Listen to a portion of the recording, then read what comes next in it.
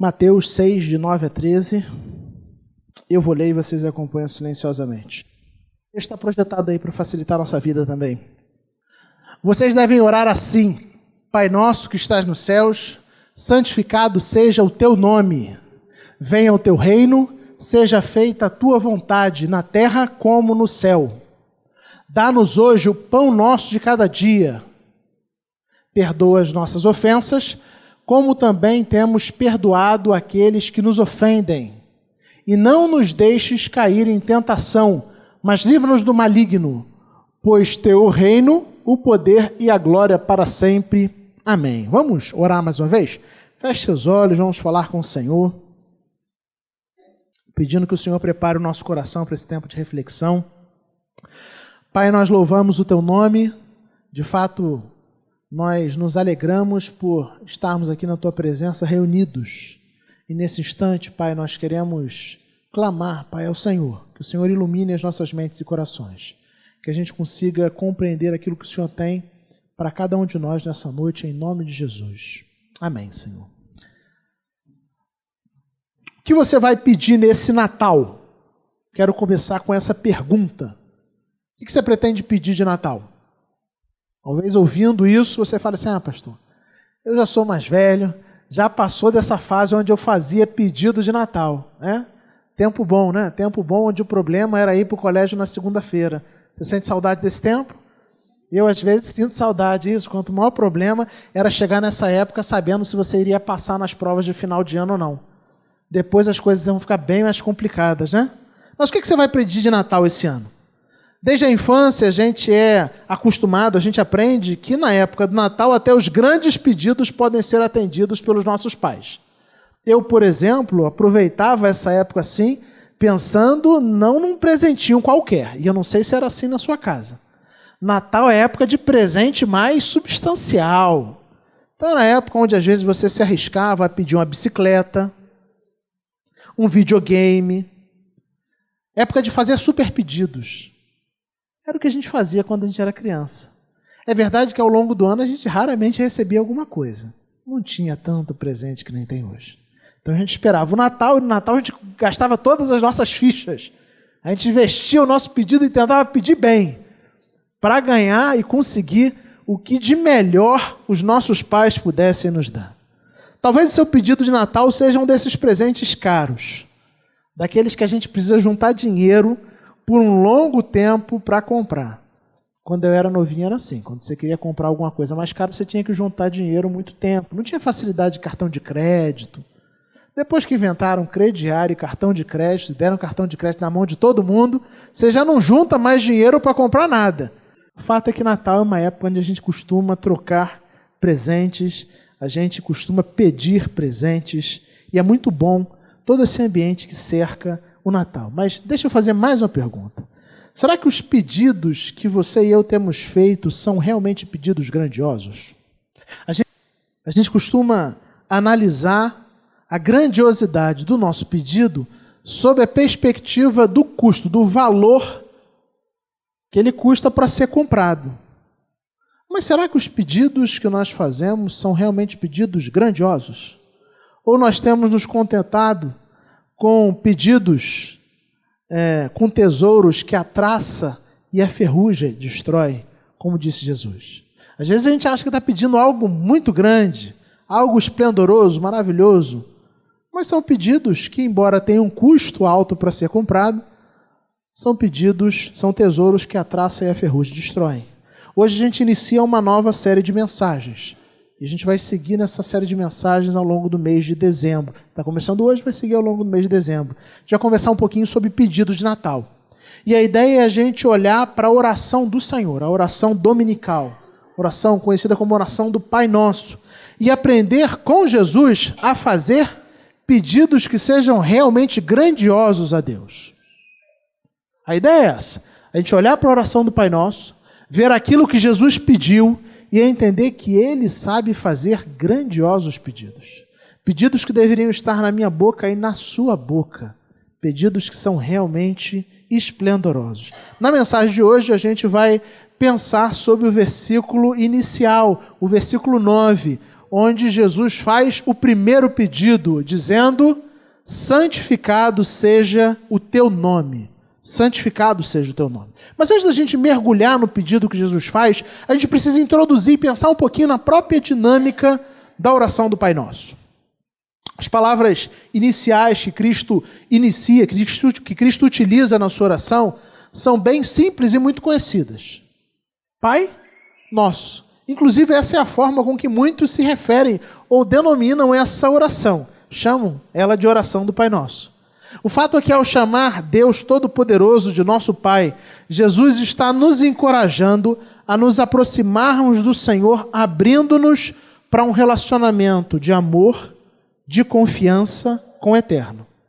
A promessa que a palavra de Deus, que o Evangelho nos faz, é que todo aquele que recebe, que crê no nome de Jesus, foi adotado, recebeu o direito de ser chamado filho de Deus.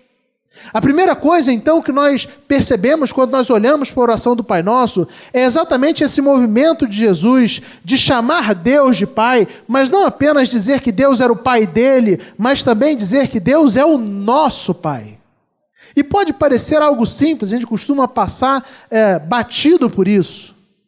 Mas a relação que Jesus tenta estabelecer aí é uma relação de amor, relação de confiança, uma relação de intimidade. Afinal de contas, nós que fomos alcançados pelo Evangelho de Cristo Jesus, podemos chamar Deus Todo-Poderoso de Pai. Nós fomos adotados por meio de Cristo Jesus. Eu não sei qual foi a relação ou qual é a relação que você tem com o seu pai. Como pastor, eu já conversei com pessoas que tiveram uma relação muito difícil com os seus pais biológicos. Ou porque tinham um pai que abandonou, ou porque o pai era um pai muito agressivo. E eu não estou falando de simplesmente dar uma chineladinha dessas que eu tomei algumas e eu creio que você também tenha tomado. Estou falando de espancamento mesmo. Talvez seja essa a sua relação com seu pai. Talvez ao ouvir falar que Deus é Pai, venha ao seu coração a impressão da relação que você teve com seu pai. Mas se a sua relação com seu pai não foi uma relação boa, você corre risco de naturalmente de projetar a relação que você tinha com o seu pai na relação que você deve desenvolver com o nosso Pai. Então eu quero começar encorajando você e dizendo assim: o Pai Celestial, Ele é absolutamente bondoso, perfeito, amoroso. Por isso, independente do referencial paterno que você tem, seja ele um bom referencial, seja ele um referencial ruim, eu quero chamar você a olhar para essa ideia de chamar Deus de Pai, não sob a perspectiva do seu referencial paterno, mas sob a referencial de Jesus. Ele tem um Pai absolutamente bondoso, absolutamente digno de confiança, um Pai misericordioso, um Pai que está sempre atento às nossas necessidades. E Jesus fala: esse é o nosso verdadeiro Pai. Isso serve então para você que teve um pai e que teve um relacionamento difícil com seu pai. Mas talvez você tenha tido um bom relacionamento com seu pai. Eu tenho um bom relacionamento com meu pai, pelo menos até onde eu sei. Mas por melhor que seja o seu relacionamento com o seu pai é falho. Ele é limitado. E cheio de boas intenções, em muitos momentos ele erra. Ele falha. Deus não. Então, o convite inicial é para que você estabeleça o que é paternidade e, consequentemente, filiação, não a partir das suas referências paternas, sejam elas boas ou ruins, mas a partir do Pai que a Bíblia diz que Deus é. Deus é o nosso Pai. E quando Jesus chama Deus de nosso Pai, Ele está nos convidando a um relacionamento de amor, de confiança, de intimidade com o Deus eterno. Mas mais do que isso, Ele não fala apenas Pai Nosso, Ele diz também que esse Pai está nos céus. Pai Nosso que estás nos céus. O nosso Pai é o Pai Celestial. Ele é absolutamente divino. Existiu um teólogo calvinista inglês, falecido já no século passado, Arthur Pink, que ele comentando sobre a oração do Pai Nosso, ele diz assim, se a primeira frase, Pai Nosso, né, nos fala da bondade e da graça de Deus, a segunda frase, que estás nos céus, né, nos fala da sua grandeza e da sua majestade.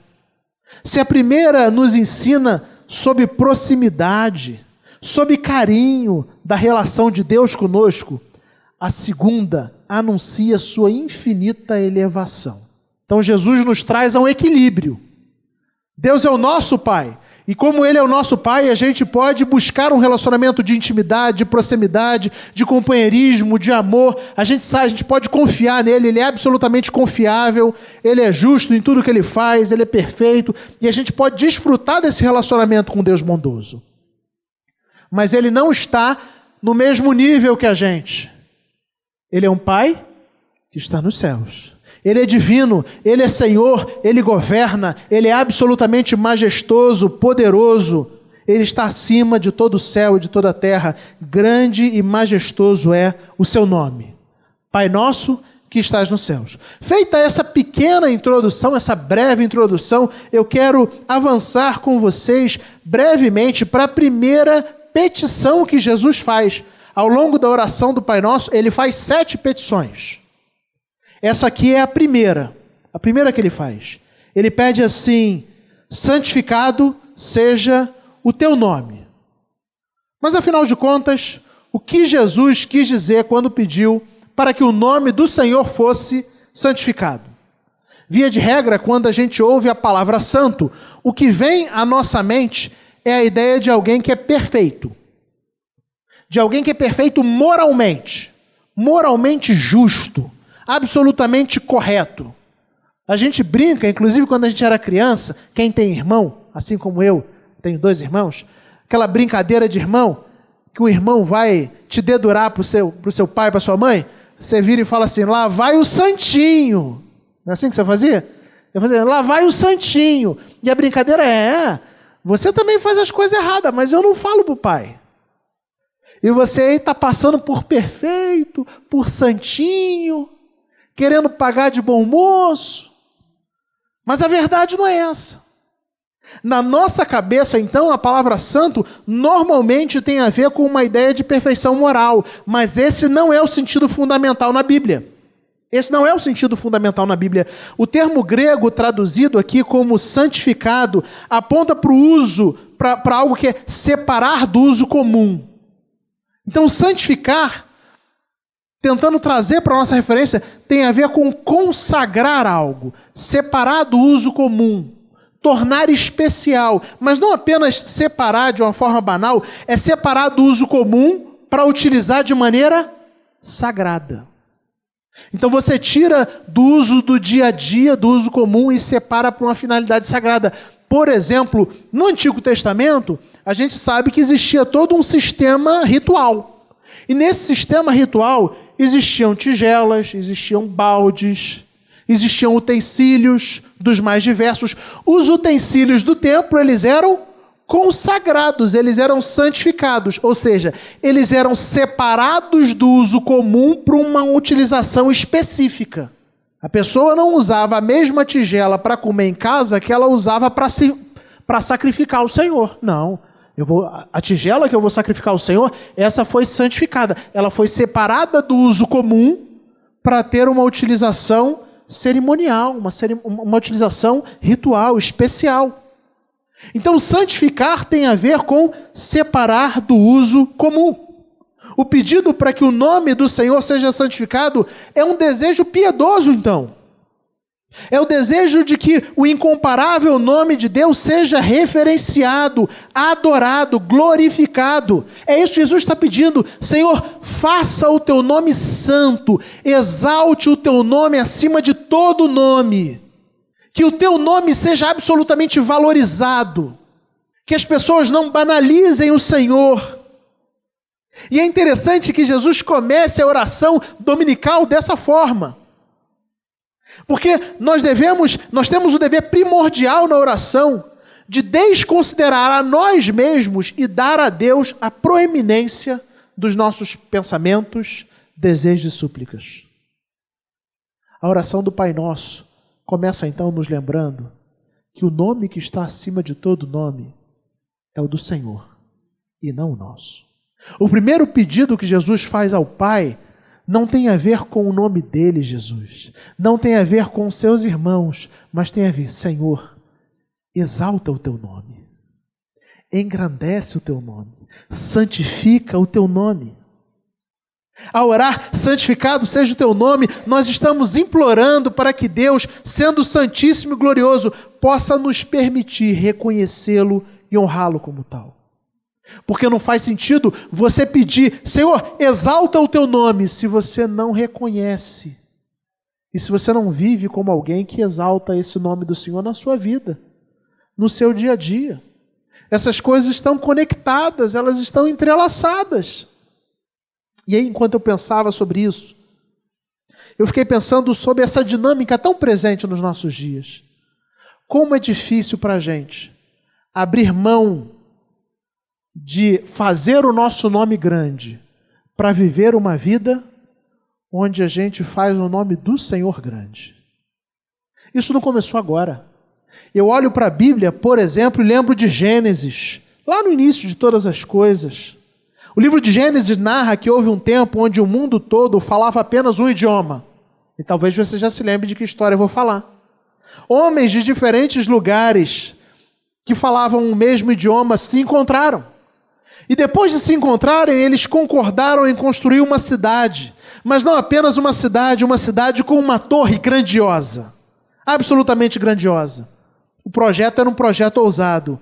Nós iremos construir uma torre que alcance os céus. A Torre de Babel, como ficou conhecida. Mas é muito interessante que quando a gente lê o texto lá de Gênesis 11, depois você pode olhar com mais calma na sua casa, existe algo que move o coração daqueles homens. E não é a paixão pela engenharia. Não é o desejo, nós vamos construir uma torre grande para que muitas pessoas possam morar nessa torre. Não. Quando a gente olha para o texto de Gênesis 11, versículo 4, a gente ouve, a gente lê eles falando assim: edifiquemos uma torre cujo topo chegue até os céus e tornemos célebre o nosso nome. Desde o início, homens e mulheres que são chamados para engrandecer o nome do Senhor têm a tendência pecaminosa de buscarem engrandecer o seu próprio nome. O primeiro pedido feito por Jesus, ele é um pedido maravilhoso feito a Deus: Senhor, torna o teu nome grande, exalta o teu nome. E ao fazer isso, ele não está pedindo para que Deus exalte o nome dele apenas nos lugares distantes. Mas ele pode olhar também: exalta o teu nome na minha vida. Porque o Senhor conhece, no caso de Jesus não, mas no nosso caso, quando nós oramos a oração do Pai Nosso, nós podemos dizer: Senhor, santificado seja o teu nome, torna o teu nome santo, porque o Senhor conhece a tendência do meu coração. E a tendência pecaminosa do meu coração é de querer fazer o meu nome grande. É de trabalhar pelo tamanho do meu nome. Eu trabalho pelo meu sucesso, eu trabalho pela minha fama, eu trabalho pela minha realização, eu trabalho pela minha felicidade, eu trabalho pela minha satisfação.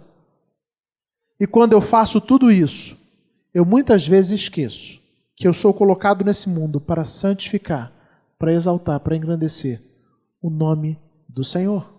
Quando Jesus começa então sua oração, suas petições, dizendo: Senhor, santifica o teu nome, ele está colocando uma espécie de alicerce sobre o qual todo o restante será construído. A principal preocupação de Jesus é com o nome de Deus. Eu quero exaltar o nome de Deus. Eu quero que o nome de Deus seja engrandecido. Eu quero que o nome de Deus seja conhecido primeiro por mim, mas também pelas pessoas que me cercam. Eu quero que o nome de Deus seja conhecido em toda a terra. Eu quero que todas as pessoas reconheçam que só o Senhor é Deus. É isso que Ele está pedindo. E aí, quando eu vejo esse grandioso pedido feito por Jesus, eu paro para pensar e falo assim: quantas vezes as minhas orações estão preocupadas em promover o nome do Senhor? Porque eu não sei você, eu preciso confessar um pecado. A maioria das minhas orações tem a ver com as minhas questões. Raramente as minhas orações, os meus lábios se abrem para pedir que o nome de Deus seja engrandecido. Eu estou muito mais preocupado em pedir pelos meus projetos, pela minha satisfação, pelos meus anseios, pelas minhas questões. Eu invisto muito mais tempo, muito mais recurso, muito mais energia em fazer o meu nome grande do que em fazer o nome do Senhor grande. Por isso Jesus começa a oração dizendo: Senhor, santifica o teu nome, santificado seja o teu nome. E ao pedir para que o nome do Senhor seja santificado, o que ele está fazendo é para pedir que o próprio Deus seja santificado. Para a gente, eu não sei até que ponto isso fica claro, mas no conceito bíblico, o nome está em forte conexão com quem a pessoa é. De alguma maneira, isso é assim com a gente também. Se alguém virar para você e perguntar assim: e aí, quem você é? A primeira coisa que você vai dizer é o quê? É o seu nome. Porque o nome tem a ver com a sua identidade. Então, ao pedir que o nome do Senhor seja santificado, ele está pedindo que o próprio Deus seja santificado, que o próprio Deus seja exaltado.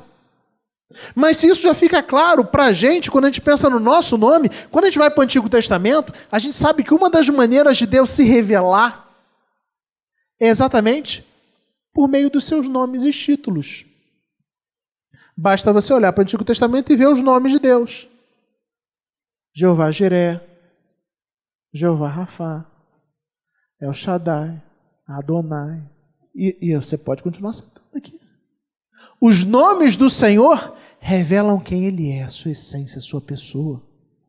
Ao pedir, santifica, Senhor, o teu nome, Ele está pedindo que o Senhor seja exaltado. Que as pessoas reconheçam o valor que existe em ti. Que as pessoas reconheçam a preciosidade que o Senhor é. O quão majestoso o Senhor é. Mas eu quero desafiar você a dar um passo a mais, e normalmente a gente pensa nas pessoas. Eu quero convidar você a olhar para você, para o seu coração. Porque quantas vezes a gente faz a oração do Pai Nosso? Diversas vezes. Mas poucas vezes a gente tem noção que a gente está pedindo: Senhor, eu quero que o teu nome seja santificado, primeiro na minha vida. Que o Senhor seja exaltado no meu coração. Que a minha forma de viver faça o teu nome grande. Que a minha forma de viver testemunhe a tua grandeza, o teu poder, a tua graça, a tua misericórdia. Senhor, que as demais pessoas desse mundo tenham a alegria que eu tive de conhecer o Senhor. Que elas tenham a alegria de conhecer a Deus e servir a Deus e a reconhecer quem Tu és, o Teu poder, a Tua majestade. Jesus então está pedindo que Deus faça tudo para a Sua própria glória, que Deus torne o Seu nome conhecido, que Deus torne o Seu nome adorado. É isso que Jesus está pedindo. Ele está pedindo: Pai, faça o Teu nome ser exaltado por todos nós, para que a uma voz nós declaremos a Tua grandeza. O Senhor é a razão da nossa existência. Por isso, o primeiro pedido feito por Jesus é para que Deus santifique o próprio nome dEle. Santificado seja, Senhor, o Teu nome. Eu quero caminhar para o final, trazendo primeiro uma pergunta. Você tem se preocupado em santificar o nome do Senhor na sua vida? Em exaltar o nome do Senhor com a sua forma de viver? Você tem pedido isso a Deus? Senhor, eu quero que a minha vida exalte o Senhor. Eu quero que minha vida glorifique o Senhor. Eu quero que por meio da minha vida o Teu nome seja conhecido, adorado e exaltado. Eu quero viver uma vida de louvor ao Senhor. Santifica o Teu nome primeiro em mim, no meu coração, na minha casa. Mas a segunda pergunta que eu quero fazer é se você tem estado preocupado com que o nome do Senhor seja glorificado até os confins da terra. Se você conhece e já reconhece a grandeza do Senhor, você já conhece a sublimidade de quem Deus é, você está preocupado com que outras pessoas também conheçam e reconheçam esse caráter gracioso, absolutamente maravilhoso de Deus? Essa é uma preocupação sua? Isso é algo que você pede a Deus? Eu não sei você, mas quando eu olho para os grandes pedidos que eu faço, eu percebo que eu invisto boa parte dos meus pedidos a Deus, ao nosso Pai, pedindo coisas que a traça e a ferrugem corroem, coisas que são passageiras, que têm a sua importância, mas são absolutamente passageiras. E é muito raro, muito incomum, eu estar preocupado nos meus pedidos e dizer, Senhor, santifica o teu nome. Não apenas na minha vida, mas no mundo todo. Que eu e você estejamos preocupados com essa realidade. A razão da nossa existência é a glória de Deus. Quando nós pedimos para que Deus santifique o nome dEle, nós estamos pedindo, Senhor, que as pessoas reconheçam a tua beleza, a tua majestade, o teu domínio, o teu poder, a tua glória, e que as pessoas vivam a partir disso. Que as pessoas reconheçam que só o Senhor é Deus. Que diante do Senhor as pessoas se curvem, a começar em mim. É isso que estamos pedindo. Eu quero concluir trazendo algumas aplicações práticas aí para as nossas vidas. Primeiro, devemos estar realmente preocupados em exaltar o nome do Senhor por meio da nossa maneira de viver. Não faz sentido pedir para que Deus santifique o nome dEle, engrandeça e exalte o nome dEle, e não viver buscando isso. Não faz sentido a gente pedir, Senhor, glorifica o teu nome em toda a terra, que ao teu nome todo joelho se dobre, se nem eu mesmo tenho vivido essa realidade. É incoerente, sem sentido. Então, primeira aplicação prática. Você e eu devemos estar realmente preocupados em exaltar o nome do Senhor por meio da nossa maneira de viver. Sua vida tem exaltado o Senhor? Esse é algo que você procura, é algo que você busca. Segunda aplicação prática para a gente. Devemos buscar a graça pela qual podemos santificar o nome do Senhor, um conhecimento mais completo. Quanto mais a gente conhece a Deus, quanto mais próximos nós estamos do Pai Celestial, mais nós ficamos maravilhados com quem Deus é. Mais o nosso coração se torna consciente da glória, da beleza e da santidade de Deus. Presta bastante atenção no que eu vou falar. Como crentes, nós corremos um grande risco de banalizarmos aquilo que é absolutamente majestoso. A gente banaliza o sagrado. A gente perde vista aquele encontro de Deus lá no Antigo Testamento. Tira a sandália dos teus pés, porque o Senhor você está pisando numa terra que é santa. A gente perde vista o quão fantástico e sobrenatural é apenas a gente elevar as nossas mentes e pensamentos ao Senhor e poder conversar diretamente com o Senhor do universo. A gente banaliza isso. Porque é tão normal, tão natural, que a gente não dá o devido valor. A gente não dá a devida importância. A gente não reconhece a grandiosidade disso. Devemos buscar a graça pela qual podemos santificar o nome do Senhor. Busque conhecer mais completamente o Senhor. Quanto mais o seu coração busca o Senhor, quanto mais o seu coração busca um relacionamento com Deus, quanto mais você quer conhecer a Deus, mais você se fascina com a beleza, com a santidade, com a perfeição. Mais você tem noção do quão grandioso e inexplicável é esse Deus. Mas o inverso também é realidade.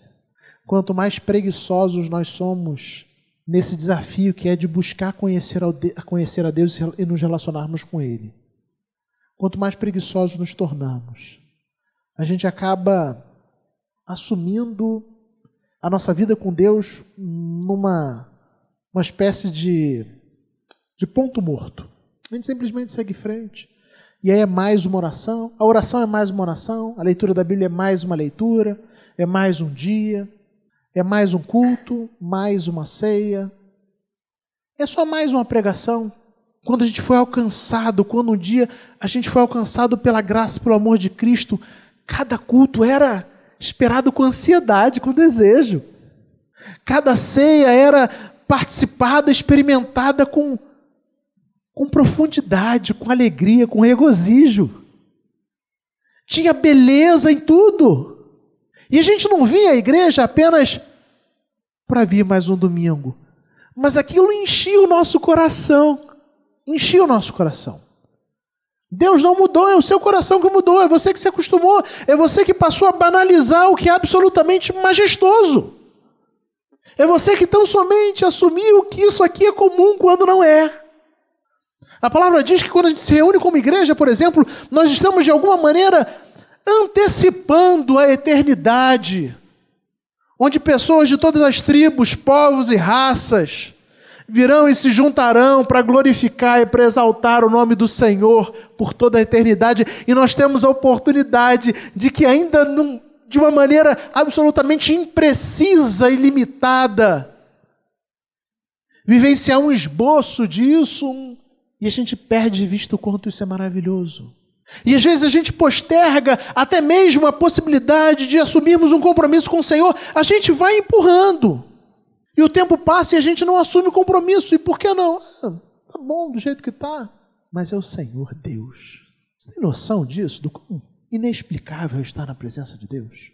Eu não consigo entender que a pessoa tenha noção do quão inexplicável é estar na presença do Deus Todo-Poderoso. E mesmo assim, ela não se comprometer com esse Senhor. Desculpa, não cabe na minha cabeça. Talvez na sua cabeça caiba, mas eu estou dizendo, na minha cabeça não cabe. Se você tem o Rei dos Reis, o Senhor dos Senhores diante de você, e você sabe que Ele chama você a uma completa rendição, a entregar completamente sua vida a Ele, e que Ele enviou o seu Filho unigênito, o Deus encarnado, Cristo Jesus, para morrer por sua causa. Se você entende isso, como é possível simplesmente ouvir isso e seguir em frente para mais uma segunda-feira? Cuidado, porque talvez você tenha se acostumado com aquilo que é absolutamente maravilhoso e inexplicável. Busque conhecer mais e mais a Deus, porque quanto mais a gente conhece o Senhor, mais a gente se maravilha com quem Ele é. Mais o nosso coração desenvolve essa percepção da sacralidade de Deus, da santidade, da beleza.